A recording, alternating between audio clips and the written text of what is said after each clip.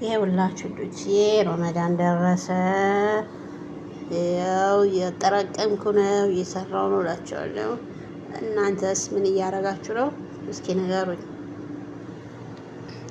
እና ደግሞ ማለት ነው ስራ ከሌለ አጠራቅሙ፣ ሰርታችሁ አጠራቅሙ። በኋላ ደግሞ ያኔ በጣም ስራ እንዳይበዛባችሁ ሰርታችሁ ማስቀመጥ ጥሩ ነው እላለሁ። እና ሰርተን እያስቀመጥኩ ነው እላቸዋለሁ። እና በርቱ፣ ጠንክሩ፣ አንድ ወሯን ጠንክሯት እያልኩ ነው።